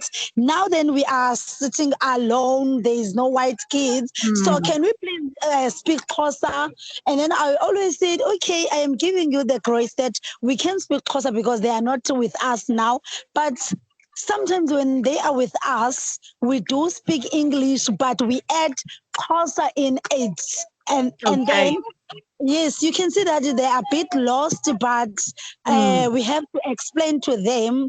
And then we can't run away from we are speaking Xhosa, you see. So there will be that time that you have to speak your language, even if you see, yeah. Okay, thank you so much. Thank you for your opinion. I think there were other hands raised as well. Can you just raise your hand again and then I can get to you? Let me just go to the next one. I think there were two hands raised and then we can go to the, one deeper, your hand is still up. I think there was another hand raised, guys. Anyone else with so this is just an interesting thing to think about, guys. It's just interesting for you to think about language, essentially now studying languages and especially the English language as such. I come in as an academic literacy person to give you maybe a different viewpoint about things and so forth. But yeah, just be cautious that there are various opinions about these things, and just understand that the language acquisition device, how it works, and how, between those age groups, you will be able to develop a certain languages. Certain mother tongue languages, and then if there's a possibility that language can then go to the matric, to your grade 12, and then maybe you have English as a second language, and so when you get to universities and the universities are English, you will still be able to manage fairly well because you have a well-developed first language. Yeah, so but it's just an interesting discussion that I normally try having with my students, as I've said. And yeah, you can think about it, we can talk about it again in another session. But yes, guys, we need to know about language if we're going to study this language. So I'm going to go quickly to my slides, back to my slides again. Goodness me, did we not mess this up? Where are we now? There we go. Okay, so you can see that, hey? So I'm not going to do second language acquisition. I'm going to do communication theory. Remember, I said to you I was going to touch on language acquisition, which we have now done. I think you now know how the different theorists, the behaviorists, the innatists, the interactionalists, and what their opinions are about language and how a child develops language automatically. It's like learning to walk and so forth. Okay, so communication theory. So this is now the second part. There's also a theory in terms of communication. Okay, so this has been when we are born, we communicate. I've mentioned this earlier. You communicate with those around you. Babies cries if communicates hunger or discomfort to a parent. In other words, people communicate intuitively without ever studying communication. And you've seen now from what the theorists have said. When we study communication, communication, we examine theoretically. So theory is a way of explaining and understanding a process that happens in the real world. I think I've used the same things there. Okay. So when we study communication, we examine theoretically. So theory is a way of explaining and understanding a process that happens in the real world. So that's basically what it boils down to. So again, you've seen how theory has been used with the behaviorists. You've seen how theory has been used with the innatists. You have seen how theory was used by the interactionalists. So what communication says, and this is what the theory of communication says, is that there's a model of interpersonal communication. So there's a sender, there's a message, then there's also a message medium. You can talk that way. There's an audience, and then there's feedback. Okay. And the reason why I'm doing this with you, because I need you to understand that even if you are going to be a communication person, if you are going to study this course, or even in the workplace, or wherever, guys, if you are the sender of a message, it is your responsibility to get positive feedback from your audience. So I'm sitting here and I am the sender, okay? Who's the sender here today? Natalie Lottering. This is me. Moi must make sure that you understand these things. Do you understand that? Okay. So who's my audience here today? I said 1503. So you will be 1504. You are my audience, isn't that so? And audience is a very important thing, guys. It's a very important thing because you must be aware of your audiences all the time. If you submit an assignment, for example, how many assignments have you submitted so far? Can anyone unmute themselves? Have you submitted an assignment so far? Can I ask assignment for ENG or ENG 1504, yes. Yes, ma'am, I have.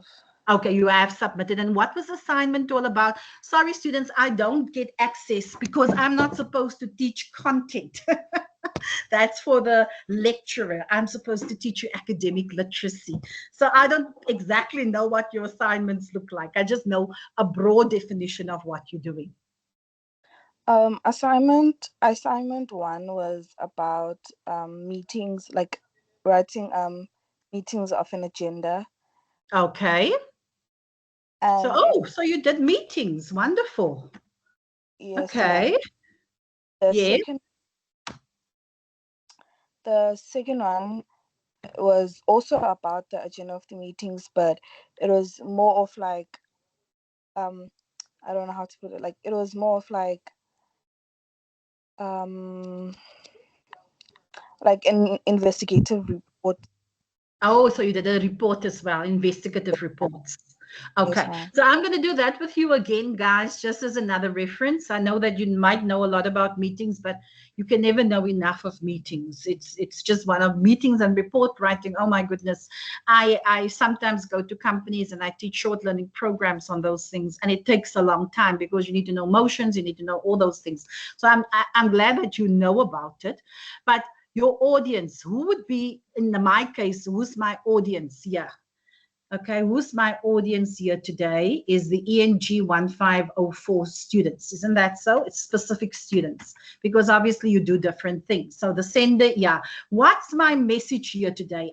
Because the communication theory says that this is how the cycle works. You understand that? Your message is, I need to lecture 1504 students on language acquisition and communication theory. I'm going to take this 12 font out there. I'll do it later on with you again. Okay.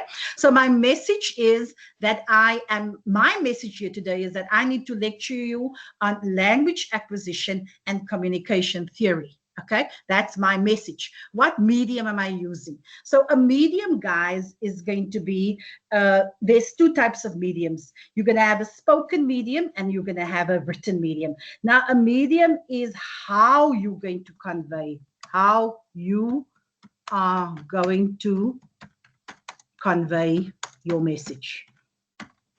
Okay, now, especially you that's in the working world, okay, that needs to know about reports and meetings and all those things. You know, how are you going to convey the message? How are you going to convey it? In some cases, it will be spoken medium, and sometimes it will be a spoken medium, and it will be a written medium.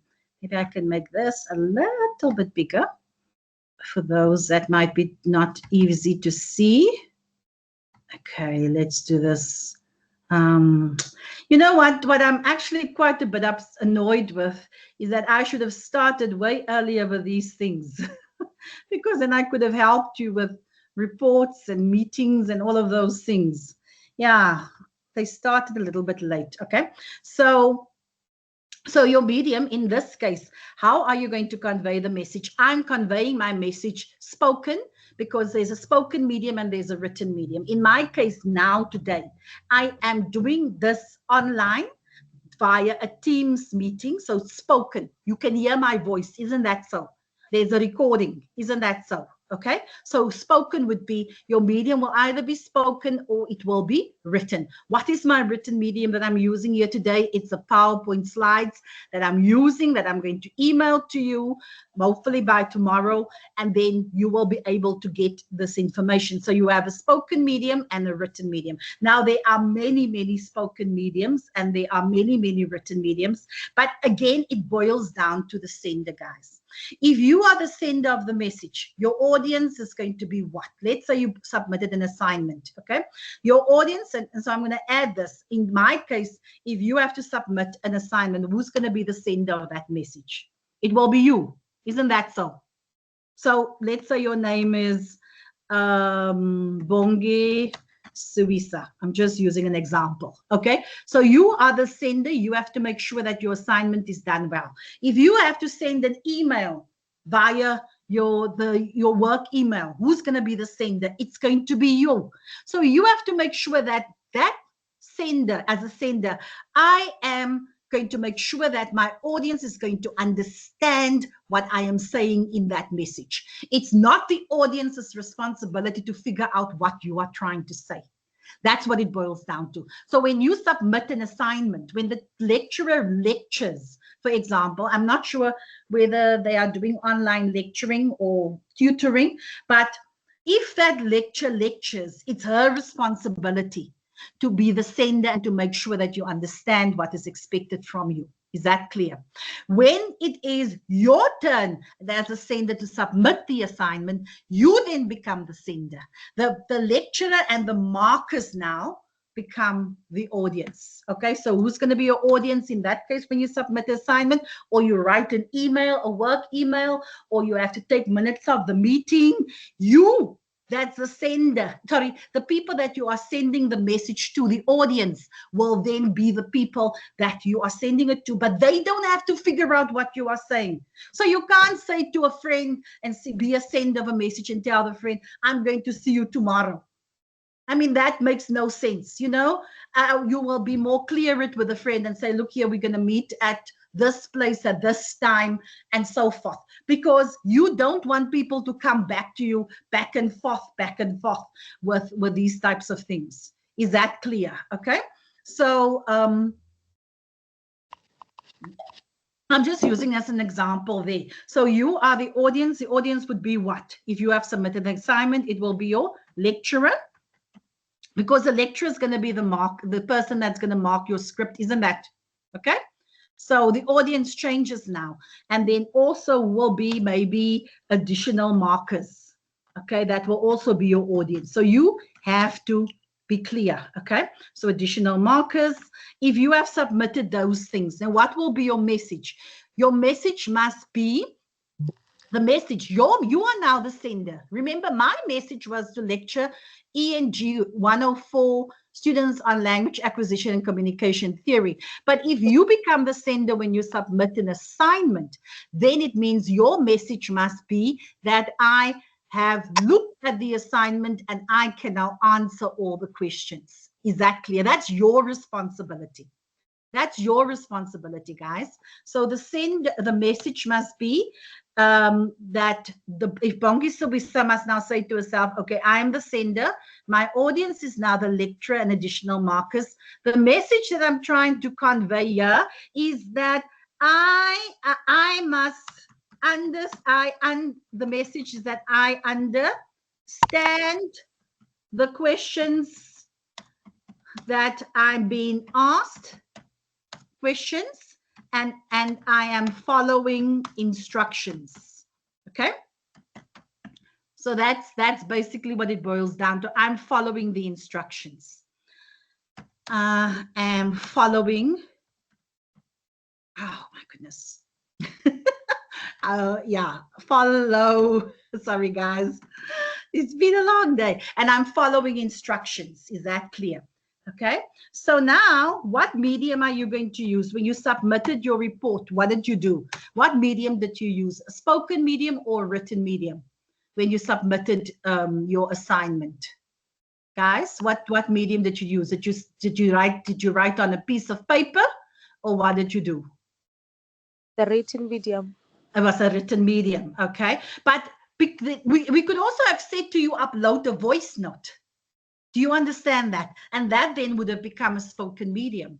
But again, guys, it's this whole section that I'm doing with you now is about you understanding that if you are a sender of a message, this is what communication theory says, that you must be able to know what you are doing. Because if you are a sender, that means you have responsibility as well. If you write an email to your staff or to your colleagues or whatever, you must take responsibility for that email, that every information is done correctly. You must say to yourself, in order medium, am I using the correct medium? Because you know what, students, emails doesn't always work.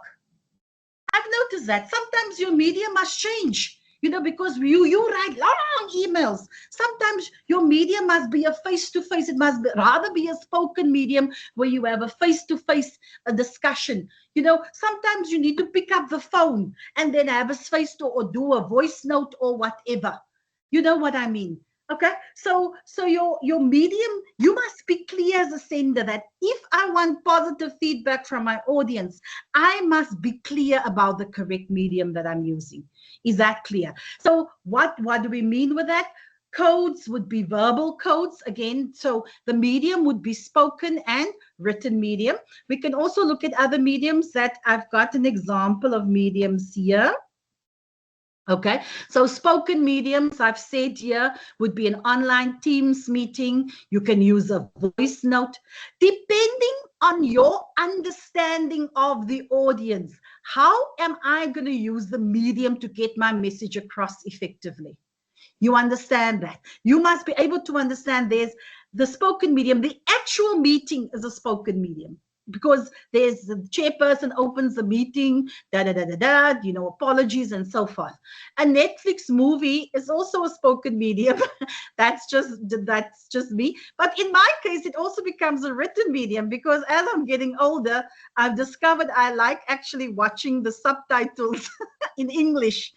And because sometimes I get lost with a movie, and if I watch the subtitles in English, I somehow get a better understanding of the movie. So for me, a Netflix movie, just so that me as a sender can understand it better. Some face-to-face lecturing is also spoken, because I see you, I see your body language. Like, you can see my body language, isn't that so? You can see my background in the room. So, you know, but face-to-face is also a spoken medium. A Teams, a Zoom meeting can also be spoken mediums. TikTok, Instagram is also a spoken medium. YouTube is a spoken medium. So written mediums would be, again, in my case, I'm going to give you the online Teams recording, and I'm going to give you the PowerPoint slide. So I'm using a spoken medium and I'm using a written medium. Okay, so my PowerPoint slides will be my spoken medium. In the meeting, there is an actual meeting that's taking place, but the agenda of the meeting, the minutes of the meeting, that is going to be your written medium. So sometimes a poster can be used as a written medium, a newspaper article is a written medium, a study material is written medium, and Instagram, even Instagram, TikTok, when there are people writing comments, those are written mediums. So you as a sender must be able to identify what is going to be the best medium that I'm going to use. Why is no one telling me I've written medium incorrectly? That's a barrier to communication that we will be doing next week. So, so you understand that. So there we already have your meaning. Okay. So the message that my message, I think I've mentioned it to you before, that my message here, sorry guys, that my students must understand who I am, that I will be teaching you for the year, that I'm going to do language acquisition, and I'm going to speak about behaviorist theory, innatism. I'm going to speak about interactionalism theories, and I'm also going to do communication theory. Okay, so that's really the message there. And then the elements of interpersonal communication is that we've done so far. I think there's only 2 left, because we've done the sender, we've done your audience, we've done the message, a clear message. We have done the mediums, that there are 2 mediums. There are spoken medium, and there's also what they call a written medium. And I'm going to use this to do the codes. There's also codes that you have to use, that you can use, and some people might use just a verbal message. So the codes will be verbal and non-verbal. So verbal would be words coming out of my mouth. Is that clear? And non-verbal will be pictures. So in order to get your message across, again, students, whether it's for a meeting or something at work or workshop that you are preparing, you are going to use verbal codes and you are going to use non-verbal codes. Okay. In my case, there the guy has a stop sign. Do you see the stop sign there in his hand? But because he has the word stop written on it, that would be a verbal message. Is that clear? The written words will be the verbal message. But there's also a picture of the guy holding up the stop sign, and then obviously it looks like he works on a construction site. You know, he's got is it a hard head or top head? What do they call that? A hard head, what, a hard cap, or I don't know. Okay, but that's what he's got on. So it looks like maybe he's working on a construction site. It looks like he might be a manager and so forth. So that will be then your nonverbal code. So the picture itself will be the nonverbal code, and then the written language will be whatever's written. In the second one, you can see here that there's a girl lady smiling. So this is just a nonverbal code because there are no words, but you can see that this is a formal event. Can you see nonverbal? They're all wearing suits and ties, so it looks like it's a formal event and so forth. And there's this lady that's got a smile on their face, and she's a speaker. So I can speak via what I'm seeing in this nonverbal code. There's no words here, but I can see, because I'm looking at their clothing, I'm looking at the expression on their faces, I'm looking at background, etc., etc. Okay, and then the last people there, you see people cheering, they are smiling, so obviously there's something exciting happening and they're congratulating somebody. But and you can also look at their clothing non-verbally, what are they wearing, etc., etc. So there's a lot of clues that you can find within verbal codes and in non-verbal codes. So a verbal code is where there's actually words that you will find, and a non-verbal code is where you see pictures, but that picture you can analyze. For example, you can have a picture of a wine or brandy. There's just a picture of a bottle of wine. Then there's a car that's in an accident, and then there's crosses, you know, like white crosses everywhere. So that ad that doesn't need anything to be said verbally, because it says just the picture alone, you know what's going on. If you drink, you're going to cause an accident and then you will die. You understand that? So you as a sender must also figure out what codes am I going to use to get my message across, okay? And sometimes we need a little bit more. Then the last part that I'm going to do with you is just the context, and that means there are 5 different contexts. So the context would be how we are going to communicate. So we're either going to do it intrapersonally. So sometimes guys, when I leave here at around 7:10, I would say, woo, I'm so happy that we are done with the lecture, because now I can chill a little bit. So even with me saying, ooh, I'm so excited that we're done with the lecture. That for me is intrapersonal communication. I'm speaking to myself, guys. We speak to ourselves all the time because sometimes the context might be, you might have said something stupid to your partner, your girlfriend, or and then you'd say, why did I say that?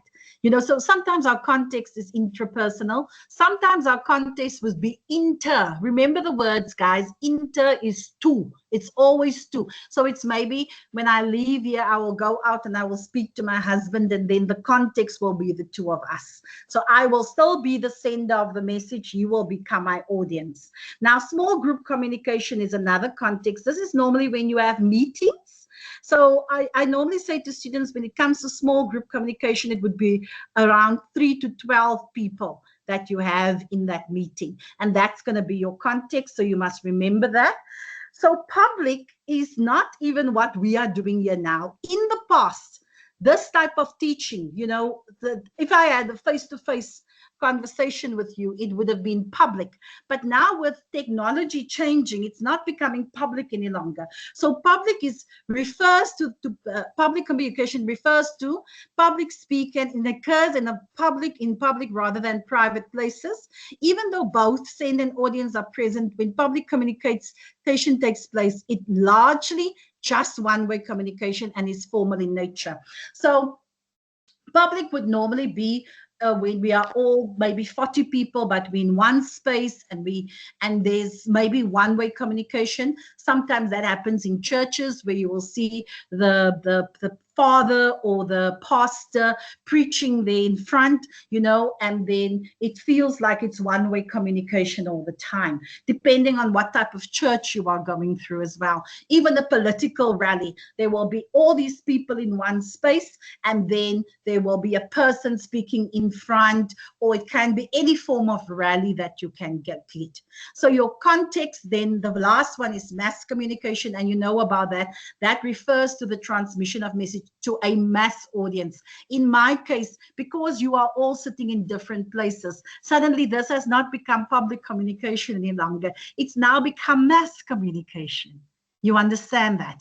Okay, so mass communication was in the past, this was a one-way communication. However, the advent of social media such as Facebook, Twitter, Instagram, TikTok, even SMSs and emails has led to increasing feedback opportunities. Now, mass communication is still the best way to communicate because you can reach people in different spaces. I wasn't even aware. I was only told this afternoon that I was under the impression that I'm teaching, for example, Eastern Cape students, and now I'm realizing that my stuff is going to other provinces as well. So yeah, it just changes all the time. So yeah, mass communication. In the past, guys, there was a program called Generations. I don't know if you can still remember it, but if all of us watched Generations, I can remember, guys, and I remember it came on at 8 p.m. and there's where you have like 6 million South African watching, and then the adverts will, those adverts will come up during that time, and those adverts would normally be very expensive because there's so many people watching. The audience is they're watching at that time, and yes, that is what mass communication is all about. Okay, so that's the context. And you know what, the reason why I'm doing this with you is because I want us to get out of this idea that when we submit an assignment, send an email in the workplace, when we submit or do minutes of a meeting or the agenda, or we do reports, that it's the audience that must figure out. No, it's not the audience's responsibility. It's you as a sender. And you as a sender, you need to be very clear about who's my audience. Because if I'm taking the minutes for a departmental meeting, for an engineering departmental meeting, I need to know what's the process. What is going to be my message with those minutes? In my head, I must be able to file that. What codes am I going to use? I'm going to use written codes. Am I going to bring in figures? Am I going to bring in drafts to make it easier? Am I going to use, what type of communication context am I going to use? I'm going to use public communication or mass communication to get my message across. If you have all those things in order, guys, you will get positive feedback from your audience. Do you get that? So just to point out something, like I hear often that people say, ooh, you know, these people, they come to South Africa, and then there's two artists, and the one had a very successful show. You know, I think some of you might know Chris Brown. He came to South Africa and he had 2 sold out shows at the FNB Stadium. DJ Coffee, he's a South African, he's our person. You know, and yet this man has made it internationally like no other. You get what I'm talking about. There are many even Afrikaans-speaking artists that's doing very well. So what is it about them? They have people, or they are the people that has made sure that as the sender, before I send out or send out the advertisement for a show, I'm going to make sure that I understand who's my audience. If you have a Chris Brown or DJ Coffee, your audience will normally be people that's born in the 80s, 90s, 2000s, maybe 2010. Yeah, those would be my audience. Okay. And because I know that's my audience, I am going to make sure that I have a clear message that this is going to be the first or the second time it's coming. It might not be coming again. This is the stadium. This is the ticket amount. This is how you book your tickets and so forth. Then they go further and they say to them, oh, what mediums are we going to use? No, we're going to use social media, because the people in the 80s, 90s, 2000, they know a little bit about social media. The people in the 70s, and which social media are those 80, 90 people going to use in 2000? They use TikTok, they use some of them use, most of them use Facebook as well. But I mean, Instagram is the in thing. You know what I mean? Instagram, TikTok, those. So they know that that is the medium I'm going to use in order for people to sell the tickets. You understand? If it's an older person that's coming in, guys, someone, let's say, what is it now? Who's still alive? Maybe some of you might know George Benson, you know, from America. He's an old singer. They're not necessarily going to use all these platforms. They might use Facebook, because they say older people use Facebook the most. Younger people use the other platforms the most. But if you understand that your medium is used correctly, then that's going to be a success. You understand? You also know how to use the codes. You know, you're going to have pictures and you're going to have the written language. Some of people might just might use both. And then they understand the context. They know it's mass communication, so they must get it out to everybody. And then what happens? You know, your audience is going to respond positively. And that is how you have 2 stadiums. That you have 2 shows, like in the case of Chris Brown, we had 2 shows on a Friday and on a Saturday that was sold out. 95,000 people were at those 2. 95,000 people per concert, guys. We're looking at like 180,000 people that attended that. But and you know what was so amazing about that? I think the DJ that they used, so they knew, they studied their audience very well. The DJ that they used was a DJ, I don't know if it was from Africa, because they wanted to include the DJ. But one of the things that they knew that I had to play when Chris Brown was not singing was Sister Bettina. They knew if they can just bring in that song, the crowd is going to go crazy. They knew their audience well. And because of that, the concerts were successful. So if anyone tells me that, oh, this didn't work, then I'm going to say to them, but you as a sender didn't focus on what you were supposed to do. Okay? So guys, any questions so far? Especially for those in the workplace with challenges that you might experience due to this? This is a long session, guys. I'm going to finish up soon. Quickly. And no questions?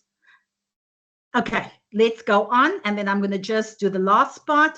And then that will be our questions that I'm going to ask quickly. And then you can just respond by shouting out the answers. These are very basic questions.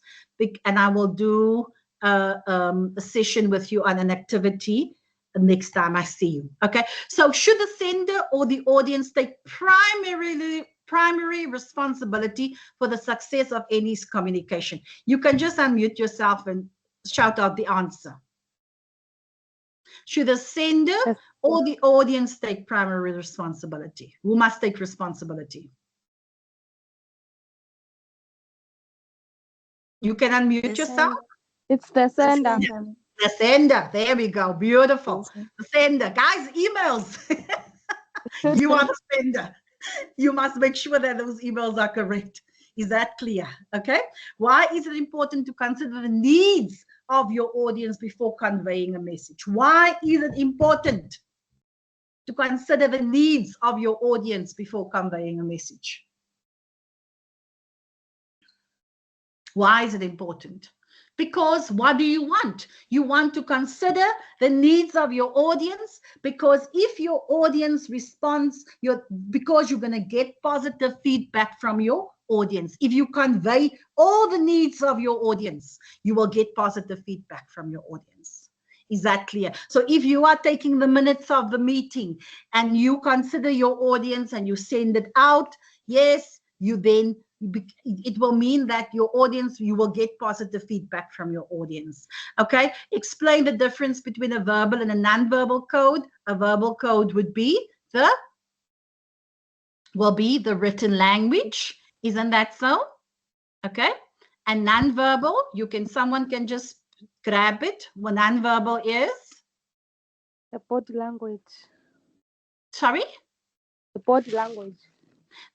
No, verbal is about the written language, and non-verbal code will be the picture that you see, the pictures that you see. Okay, something that represents the picture. It's just normally a picture. Is that clear? Okay, there's no written words on it. Okay, then identify a spoken and a written medium. A spoken medium would be what? What are we doing here? A Teams online session is a spoken medium. A written medium would be the PowerPoint slides that I'm going to send to you now. Because those, I mean, as my audience, I'm taking into consideration that, as a sender, I'm taking into consideration that in order for you to be successful, you need to get the slides, the PowerPoint slides, which is a written medium, but you also need to see the spoken medium, or what I'm saying as I'm teaching you. Okay, and then the last one, what indicates success in the communication approach? What indicates success? Easy, guys. By now you should know that. What indicates success in the communication approach? You can just scream it out. It's got to do with your audience. What indicates success in the communication approach? It would be positive feedback from your audience. Sorry? Hi? Now, I was saying the positive feedback. Yes, there we go. Positive feedback. Thank you, my dear, for responding to that one. So positive feedback from your audience, and that essentially, guys, is going to become your reality. That is what the theory says. Essentially, ideally, I am just going to know I'm the sender. I'm going to know my audience. I know my message. I know what mediums to use. I know what codes to use. I know what context to use, and then I'm going to get positive feedback from my audience. And then I'm going to be happy because no one's going to complain. So guys, I'm going to stop here. It's now 7:05. You must be finished. Some of you that have just come from work and trying to do all of this. It's a lot to take in initially, but it's so important for you to understand language acquisition as English